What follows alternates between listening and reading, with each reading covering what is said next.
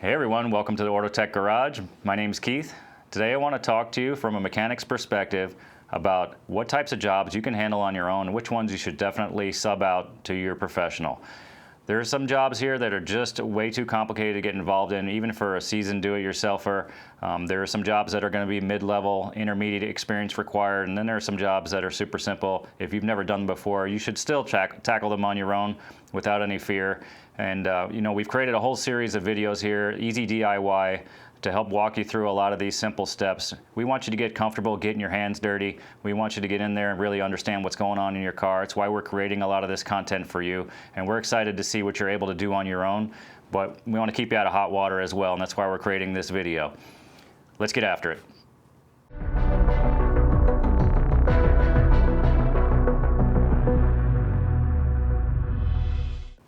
The obvious positive or pro for repairing your own car, or doing some maintenance on your own car, is the cost savings.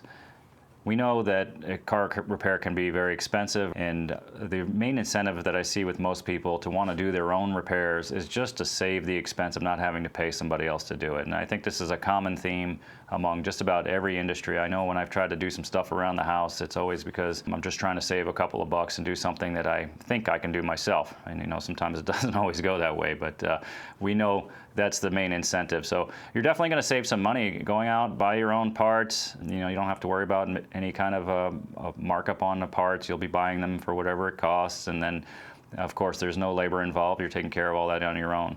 So that's the main benefit, I think, for most people, but there's also some other benefits to it. Another one that maybe goes overlooked is the time saving benefit. When you're getting your car fixed somewhere, you've got to call, create an appointment. It might be days out, it might be weeks out, depending on where you're going. You're going to probably come in, you may have to wait around the shop, you may have to get an Uber home, whatever the circumstance is, depending on how long the job is that you need done. There's a time-saving component if you can just do something on your own at home, in your driveway, save you a little trouble from having to create this appointment and book time out of your schedule to do all that, as well as having the repair done. So we know time and money are two key factors here. One of the other considerations here is the benefit of the insight that you'll get when you do some repairs on your own. And this is kind of a big one for me. I think this is important that you really understand what goes into doing some of these services. A lot of times, as a layman, you haven't done something, maybe you've seen somebody do it. That's not an exact translation. Because you've seen somebody do something doesn't mean you've done something and experienced it for yourself. They're two totally different things. There's no way around that. You have no experience until you've done something yourself. So it's really important that you get out there and you try a couple of these things. We are creating some of this content for you so you can go out there and experience some of the joys of working on your car yourself. There are definitely projects out there that you can handle, no doubt. And you can't really mess up too bad as long as you're following some of the tips we're giving you here in these videos. Just make sure you're getting some education before you do anything. But the sense of satisfaction that you'll get when you're done completing a job is pretty immense. I love taking stuff apart and putting it together, and I always feel fantastic after I get something running that looks like it should never run again. So that's a big advantage. Plus, like I said, the insight. You're going to learn the ins and outs of what it really means to get dirty and experience that job for yourself. It may not go as well as you think it's going to go in the beginning, and that's all part of the process. You're not going to feel any sense of satisfaction if you didn't have some struggles along the way. I think getting involved in some of these things really just enhances your overall morale, your sense of accomplishment, and obviously your experience. So that's a great reason for you to go out and try some stuff on your own. The last thing I want to talk about is the confidence that you're going to get from doing some of these jobs on your own.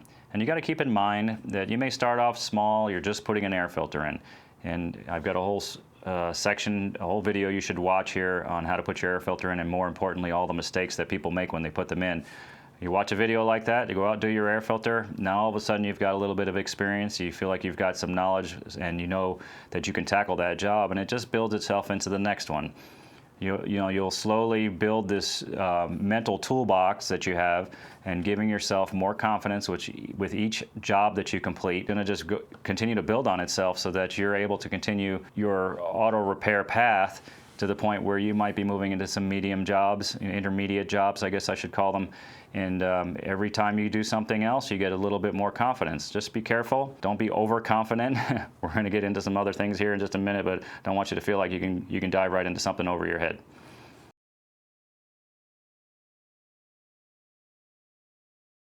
Let's get right into a few simple repairs. We'll start with the very basic, the engine air filter. This is a job you can definitely handle on your own.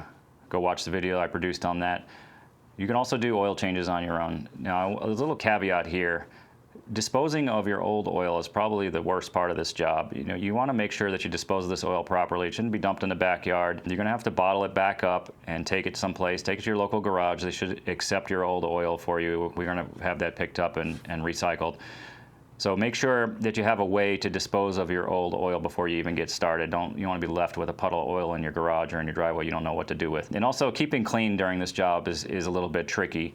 If you're doing this job at home, you need to understand that if you spill this dirty oil in your driveway, it's going to stain permanently. It's very difficult to get the oil stains out of your driveway or out of your garage. You want to cover up your work area nicely.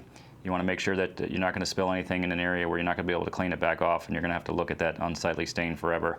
It's probably going to ruin your clothes. You want to make sure that if the oil splatters, don't be wearing something light colored, and certainly don't wear anything that you're in love with, because there's a good chance you're going to trash it. And this is why mechanics are dirty all the time. It's we wear dark colors a lot of the time to try to hide some of the stains.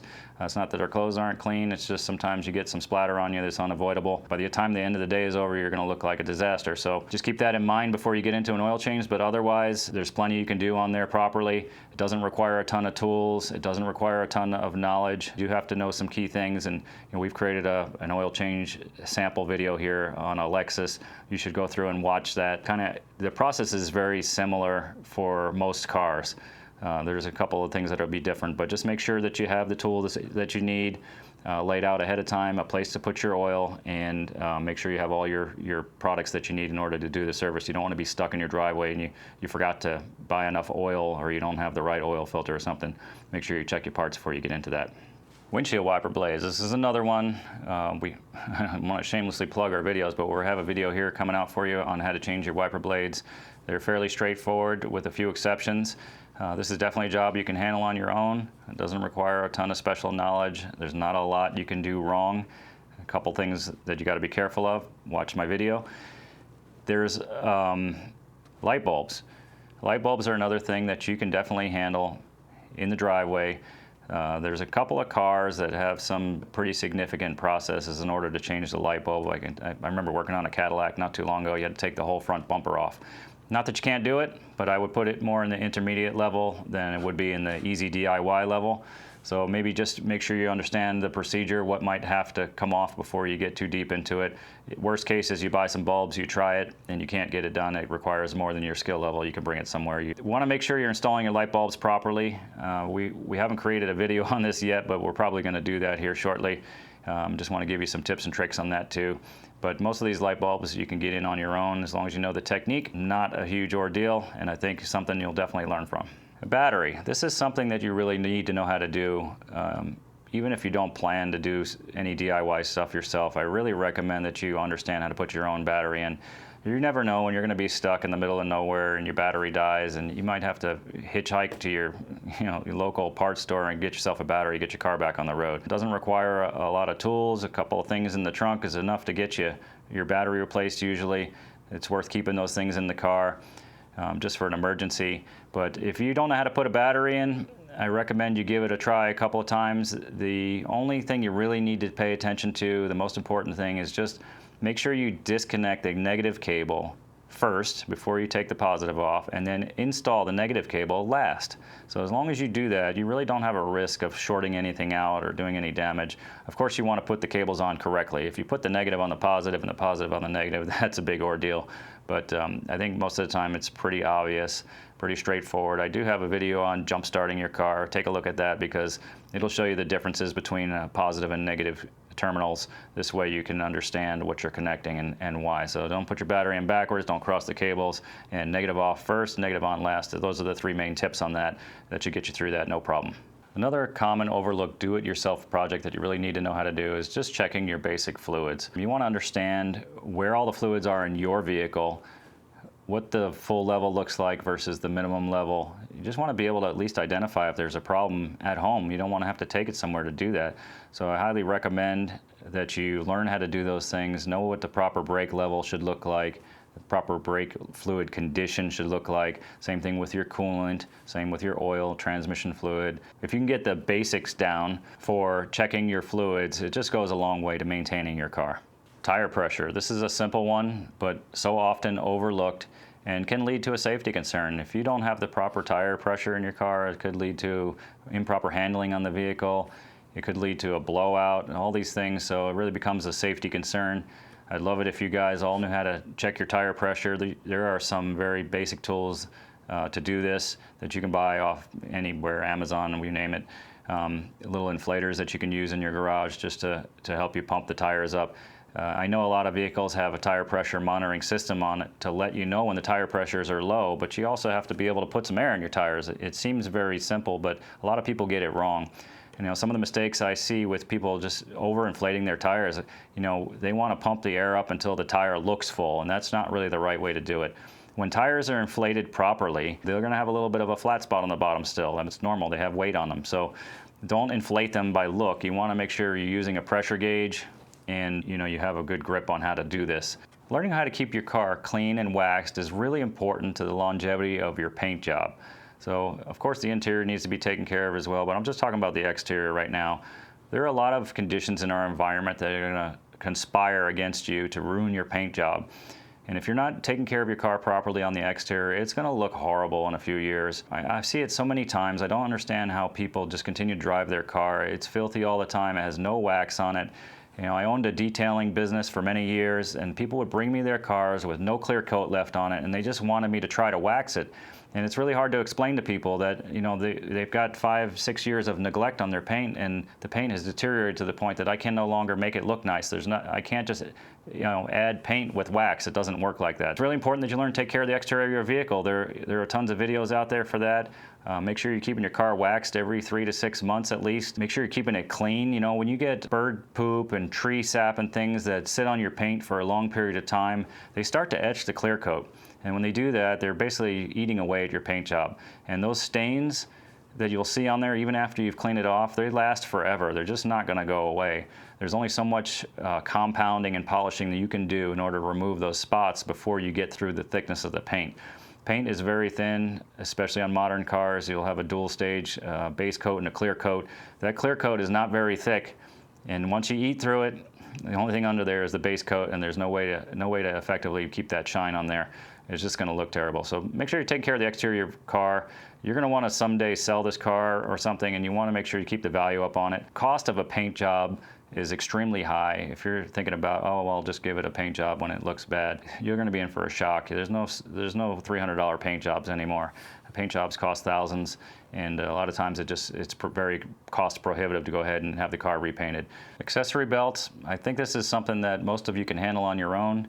It might be bordering into the intermediate zone from basic zone, so it really just depends on your car. Some of the modern serpentine belts have a belt tensioner on it that's spring-loaded. It's usually a fairly simple process to put that on. Getting the belt routing correctly and getting the belt aligned properly on the pulleys is probably the trickiest part of those jobs. They're easily handled at home with some basic tools, and I think you can get through those no problem. There are some belt replacement jobs that are extremely difficult, so really just need to analyze your car, do a little homework on it before you get started, and just make sure it's something you think you can handle.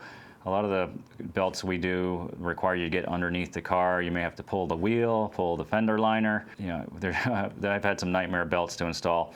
I don't want to tell you they're all easy, because they're not. And again, it's really hard for me to explain to you, which cars you can do and which ones you can't. But get a look under your hood. If you think it's something you can handle on your own, do the research and give it a try. I think you'll be okay. I think I've covered everything that I can imagine that fits in the easy DIY section. Next thing I want to talk about is maybe the intermediate section. Some things that are a little more complicated. They're going to build on the previous items we talked about. If you've got a good handle on all the things I talked about in the easy DIY section, I think you're ready to move up and try some of these other jobs. Given you've got the right information, the right tools, proper safety equipment, all those things, just make sure you're being safe out there. We never want you guys getting hurt trying to work on your car. That doesn't make sense. Definitely no savings there. One of the things that I think you can handle on your own in the intermediate section would be some spark plugs. Now, again, this really depends on your vehicle. There are some cars that are extremely difficult to get the spark plugs out. Some of them, you might have 5 out of 6 spark plugs are easy to get out, and one of them is a nightmare. So I don't want to tease you into thinking that this is going to be an easy intermediate job. Not necessarily. There are some cars the spark plugs are so easy to do, it's insane. And then there's a lot of other cars that kind of fit in this intermediate range, and that's why I've put this in this section. So I want you to do your homework on these and make sure you understand what you're doing. You should definitely have a torque wrench when you're putting spark plugs in.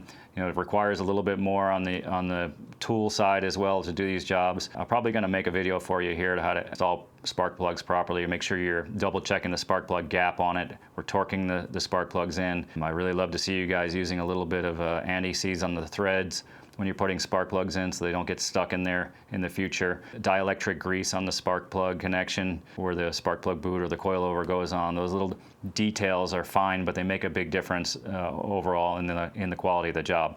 Brake service. This is another intermediate job. Now I know I've said this a lot so far in this video, but I want to really stress the difference between different types of brakes, because disc brakes are fairly straightforward. So if you're putting new rotors on your car, new brake pads, this can be a very simple job. We actually, if you check out our video collection, I've got a video just for that, how to replace your disc brake pads and the brake rotors. If you're doing drum brakes, these can get infinitely more complicated. They require some special tools for the springs. They require special knowledge of how to adjust the brake shoes. When you're doing disc brakes, there's not really any adjustment you need. Maybe I should just clarify that there. Some disc brake jobs can be a little more complicated if you need to electronically roll the pistons in and out of the calipers to retract the pistons. So they can get more complicated, but the average brake job for the average older car is pretty straightforward. There's some definite techniques and there's some things you need to look for. Watch our video. But I think that's something that easily fits into the intermediate DIY projects section. When you get into those rear brakes that are drum brakes with brake shoes and springs in it, it gets quite a bit more complicated. So make sure you do your homework on that as well. I want to talk to you a little bit about changing some of your other fluids besides the oil. Some of these things seem extremely simple, but they can have some dire consequences here if you don't get it right, and that's why I'm putting the rest of these fluids into the intermediate category. So we're talking about brake fluid, changing your coolant or antifreeze, your transmission fluid. There's a ton of procedures out here for these types of things on modern cars due to electronics, anti-lock brakes, fluids the manufacturer doesn't want you to service, so they make it complicated, transmission fluids and things. Getting the air out of your cooling system if you're going to change the coolant. I mean, something as simple years ago, it's just pulling the petcock out of the radiator, draining it down and refilling it is not necessarily an option anymore in today's world. The cars have gotten very complicated. A lot of them have electronic bleeding procedures. You have to activate stuff within the computer in order to get an electric pump running. So I want you guys to be extra careful with these other fluids. They're in the intermediate section. They can be done, but you got to have the right knowledge before you go into it. You want to make sure you've done your homework and you know exactly what you need to do. If you get an air pocket in the cooling system, the car is going to overheat, potentially cause you more damage. You're not saving any money if you've done your own coolant replacement, but you haven't bled the system properly, and now the car has to be towed into the repair shop to get fixed. I just want to make sure we're clear on that one. Same thing with your transmission fluid. That sometimes you need a scan tool in order to check the fluid temperature on it. There's certain procedures to fill it from underneath. There's no dipstick to check the fluid level. They can get very complicated, and without the proper information, you're going to be lost out there. So all I would say is this can easily be done, but you want to make sure you have the right tools, the right information, you know exactly what you're supposed to do and how to get it correct. And also make sure you're using the right fluids. Don't be mixing and matching fluids on here. Years ago we had Dextron 3 and every car took it. It was great with the exception of a couple. And nowadays every transmission's got its own special fluid from the manufacturer that they want you to install. It's got their own formulas in there and certain properties that they say works best with their car. So you really need to be careful. Make sure you're using the correct fluids when you're doing these jobs, whether that's coolant, transmission fluid, even brake fluid. Make sure you're putting the correct brake fluid in there, and you should be fine as long as you're doing your homework. Another one of the items on my short list is maybe replacing your valve cover gasket. Some cars have two. If you've got a V-style engine, you'll have a valve cover gasket on both banks. A lot of the 4-cylinders are fairly straightforward. You may have to pull the ignition coils out and disconnect some hoses and things. But overall, I think they fit in the intermediate category. There's going to be a few exceptions to that, like all of these examples. There's always an exception to the rule. If you've got a vehicle, a V6, and it has the intake manifold that has to be removed, that just makes your job quite a bit more complicated. It's not that you can't do it, but you need to understand the steps and you need to know what not to do. As a matter of fact, I want to tell you right now, if you have to pull the intake manifold off something, please, please do not drop anything in the intake manifold. You can completely destroy your engine. You drop a bolt in there and you forget about it, goodbye. So I want you to be extra careful with that if you decide to do a job like that. Now, that's not to scare you. I just want to make sure that you don't fail at a simple task, okay? If you have to cover that up, tape it off, whatever you need to do to make sure nothing goes in there, be extra careful around that area. We don't even want dirt and debris in there. That stuff can get inside your engine and do some damage. So if you're doing a job like that, intake manifold has to come off, pay extra careful attention. If you're doing just a regular 4-cylinder, I would say still pay attention. Anything you get inside that engine, once you crack that open, once you remove the valve cover, the entire internal of the engine is exposed. Anything that goes in there, foreign debris, materials, bolts, nuts, you name it, has the potential to get stuck in the valve train somewhere and cause you a serious problem. So, with any of these jobs, caution really goes a long way. Slow down, take your time, always do your homework up front, make sure you know what you're getting into, but really just got to take your time when you're doing these jobs. These are not things that should be rushed through. Even as a professional, when we've done a job 100 times, we still have to be careful with these things. We have the potential to make the same mistakes you do at home. And we just, we've learned from experience so that these things can happen and we know what to avoid, okay, and when we need to be extra careful. So make sure you're paying attention to those things. I want to talk a little bit about suspension components. We're talking about shocks, struts, control arms, sway bar links, maybe even some ball joints. Those types of things. Anything in the suspension, I think, is stuff that fits in the intermediate range. And I think a lot of that stuff you can handle at home. Now, again, you have to be careful. There are a lot of special tools required for some of these jobs. You might need a ball joint press. You might need to align your vehicle after you put some tie rods on it. Well, you will need to align your vehicle after you put some tie rods on it.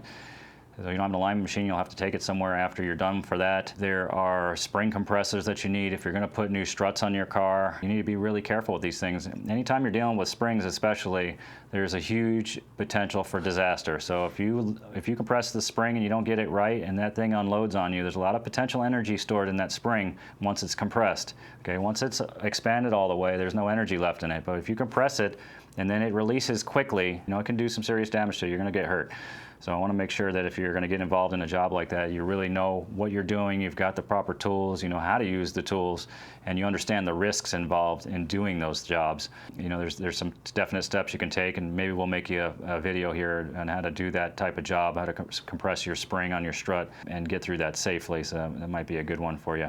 If you're working on a strut job, we just talked about that, but generally shocks themselves without a spring around it, a little bit less safety risk. Obviously, you still need to support the suspension once you take a shock out. It has the potential to lower down much further.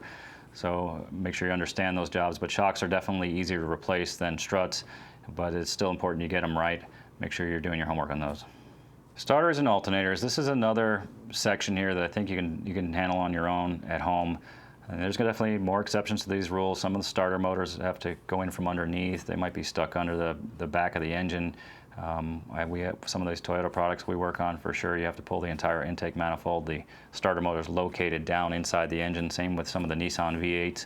So they're not all easy and they're not all difficult. There's a wide range of installations for starters and alternators. You also need to know, if you're going to be doing these jobs, you need to know how to test them. So I hate to see you go buy yourself a new starter motor for $300, $400, or $500, whatever it costs, and then you put it in, you're having the same problem. If you're looking to do some cost savings, that's not saving you anything. It's just costing you money. You're going to end up at the garage anyway, have somebody look at it for you. So make sure you have the proper tools to diagnose the problem, the proper information for that as well, and then study the procedure for it. Make sure it's something you can get into comfortably and out of properly without a big hassle. Some of these alternators, you might have to discharge the air conditioning and remove the compressor to get to, or pull the radiator out and the condenser. I mean, listen, there's a lot of jobs that seem easy for one car and are extremely difficult for another, especially the way they're trying to shoehorn all these parts in these cars on the modern vehicles. So you really just need to know the procedure. If it's something that's right on top in front of you, I would say go for it. Make sure you disconnect the negative cable off the battery before you ever take a starter or alternator out. I don't want you having any short circuits anywhere and doing some damage or some harm to yourself. But these jobs generally, if you're feeling comfortable with it, I say go for it. Give it a shot. There's another job here you can tackle in the intermediate section. I would say wheel bearings. Now this wheel bearings is very encompassing. There are all types of wheel bearings on there, and some of them you won't be able to handle at home at all unless you have a shop press or a wheel bearing removal tool. So some of the wheel bearings that you're going to encounter sit inside the brake rotors and things. Those are fairly easy to do as long as you know the procedure. Some of them are a sealed unit style where they bolt into the car. Those are also fairly straightforward, not extremely difficult. And the third section of those wheel bearings are the kind that you need a press for. If you encounter a wheel bearing like this and that procedure is requiring you to do that, I would say this is not an intermediate job. I've actually seen professional technicians get this wrong, so I would say stay away from that one. You need definitely some special tools, some special knowledge, and it can be a little bit of a safety concern. Even if you have a shop press, some of these things are really tight in there. They're stuck pretty good and require a little bit of extra care. Another common failure is your radiator for your engine. This is another one of those examples. Can be fairly straightforward and can be extremely complicated. So take a look at your car. If you think you need a radiator, some radiator hoses, I think you can handle it at home, with the exception of certain cars. So there's some of the Chrysler products out there. You've got to pull the condenser with the radiator. In order to get the condenser out, you've got to recover the refrigerant from the air conditioning system. You may have to pull the bumper off the car. This is a common thing in modern times here, where the bumper comes off and the condenser and the radiator come out together. If that's the type of job that you're doing at home, don't even attempt it, because you're not going to be able to recharge your air conditioning system at home unless you're buying a can of stuff, and that's not the right way to do it. As a matter of fact, I've got a video here demonstrating air conditioning recharge for you. It's not a tutorial, but it is a demonstration to give you an idea of what the process looks like.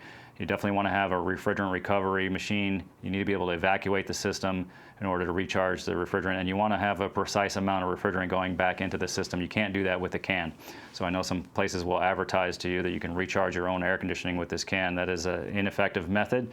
You're going to introduce a lot of air into the system. Your system's never going to work 100% properly, especially when it gets really hot out, and you have some potential to do some damage with some of these products that are out there being sold. So I'd say stay away from your air conditioning system unless you're in the advanced or pro section. That's probably not a do-it-yourself project. Okay, that's something you need to bring to a professional. I think I've covered a lot of the items that fit in the DIY basics and in the DIY intermediate section. There's obviously some stuff I've left out. I'm trying my best here to give you guys a good range of things, a good scope of the overall field of work that I think kind of fits in these categories. And I apologize if I missed something. Certainly use your head and investigate your job before you get started. You might be able to tackle some other stuff that I didn't mention, so I don't want to think that I've fully encompassed every item on the planet. I haven't. But I do want to get into the next section, and this is really the section where you kind of need to, probably at this point, you're ready to call a professional, okay? These types of repairs that we're going to get into can get extremely complicated. They require special tools, special equipment, special knowledge. They require experience, and not just experience, at a low level. We're talking about, years of experience. I'm talking about engine and transmission repairs.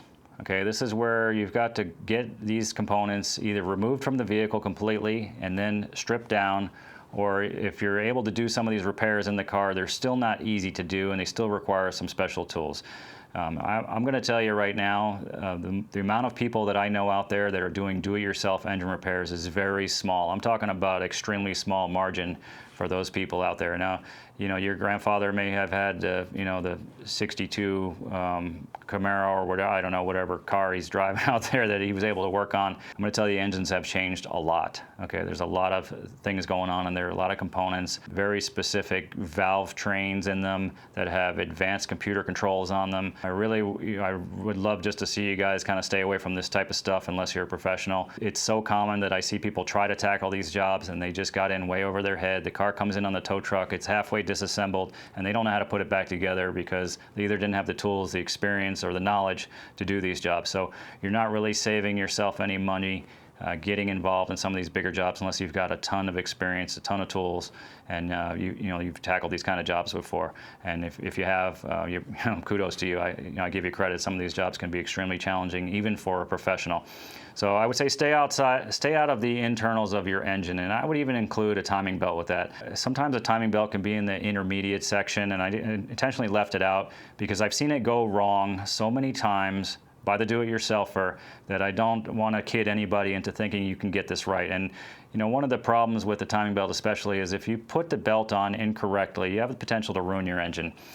A lot of these engines are interference engines. That means the pistons can make contact with the valves. If the piston comes up and the valve is open at the same time, that's what makes it an interference engine. If those two pieces can kiss each other, you're going to bend a valve, and then we're looking at a major engine teardown. So please, if you're not 100% confident with this type of job, stay away from it. And that goes for all the internal engine and transmission repairs. Just stay clear of those things unless you're really, really confident. I touched on this section a little bit earlier, and I want to hit it again. If you've done some suspension work to your vehicle, it's possible you're going to need an alignment on the vehicle afterwards.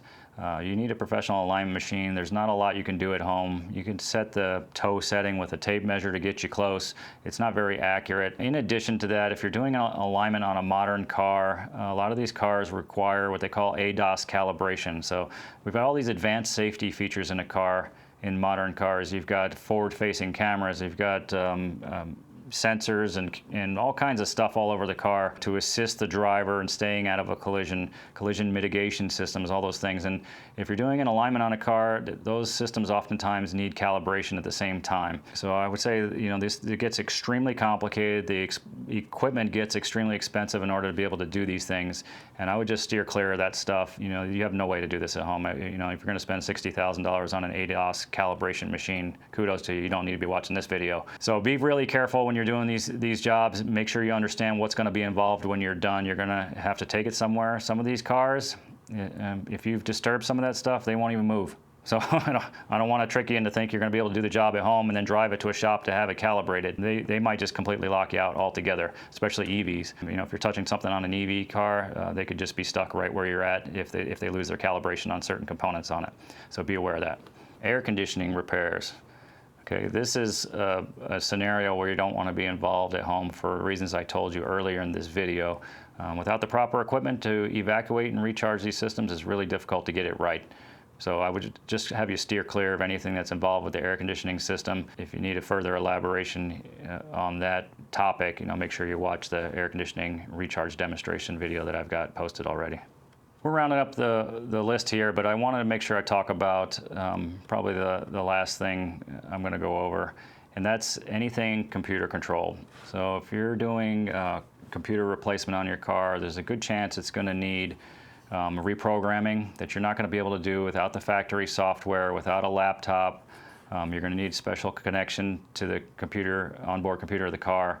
And these jobs get extremely technical, extremely difficult without the right equipment, or some of them impossible without the right equipment. So I would have you steer clear of anything that requires computer work.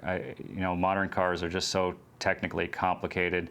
In addition, I talked a little bit earlier in the previous section about ADAS calibration. You may have to do some of that if you're trying to replace some components in there. I would say steer clear of everything electrical unless you have a deep understanding of electronics, how they work, how to test them. If you have a lab scope, if you have a scan tool and you know how to use those things, you might be in the right zone to tackle some of that stuff. If you don't have those things, you don't know how to use a multimeter, you don't know what Ohm's law is, if you're unclear of all those things, I would say steer clear of all your electronics. Something as simple as even putting a sensor in there and not getting it adjusted properly after install can make your car go wacky. Just stay out of those components, let the professional handle those. I hope the information I've presented here to you helps give you a better understanding of the different levels of auto repair, from the DIY basics to intermediate to more advanced stuff. And I hope it gives you a kind of a general understanding of where you are in that grand scheme, the outline that I've given you. Where do your skills fit in there? What does your tool collection look like? What's your experience look like? And they'll use those things to guide you through your jobs. I rarely steer people away from doing their own repairs. I love to see you guys getting your hands dirty, and then when you come in here and you're you're experienced and you know what's going on, and you know you've got a particular problem you can't handle, that just makes our job that much easier. You already know what's involved in it, you know the level of complexity, and you really have an appreciation for the fact that you've brought it somewhere and they're going to handle it now. They're going to take the reins for you, and they're going to take this problem off your hands. So by all means, get involved in these projects if you feel comfortable. I just want to leave you with a couple of tidbits here. Make sure that you're always studying the job that you're going to do. Do tons of research before you get involved in it, and be careful what you read on the internet. You know, there's a lot of guys giving bad advice out there. I want to make sure that you've got multiple sources telling you the same thing. If you find that's the case, then you're probably ready to proceed. But also make sure you've outlined what materials are going to work best for your car. Not every part is created equal. Sometimes you're going to need an original equipment part. Sometimes you might be able to go with an aftermarket part and save yourself some money. You may decide to use a used part. Sometimes used parts can't be programmed or calibrated, so you're trying to get a used DCM for a car and it's not going to work for you. There's just a ton of scenario. There's so many things that can go wrong in this industry. It's really hard for me to even try to narrow this down into a 10-hour video. I couldn't do it for you. I just want to let you know that there are problems that are going to exist out there that you're not going to be able to work your way through. And that's why you got to be really careful when you're attempting some of these more difficult jobs. And you really still need to be careful with even the intermediate jobs. You know, some of these things here can get complicated, like I told you. So make sure you got all the information you need. Make sure you have purchased the tools that you're going to need to do the job. There's nothing worse than getting halfway through a job, you got it all apart, and then you're like, I need this one tool, and I'm not going anywhere until I get it, you know, and then your car is laid up for a couple of days. Maybe you're ordering something online and waiting for it to come in. So that can make your job really difficult or impossible without that. So do your homework ahead of time. Make sure you have everything you need, right parts, right tools, right instructions, and you've researched enough where you feel confident you can do it. And then I say, go ahead and get after it. Really appreciate you guys sticking with us through this video. I hope it was super helpful, informative for you, and give you some confidence. And if nothing else, at least make you understand that you have some limitations, some capabilities at home, as do I. There's certain jobs I certainly wouldn't even try in my garage, even though I've got many decades of experience, just not the proper place for it without a lift, without, you know, specialty tools and things. So hope you enjoyed it. We'll see you in the next video. We got another one coming up here for you. Have a good one.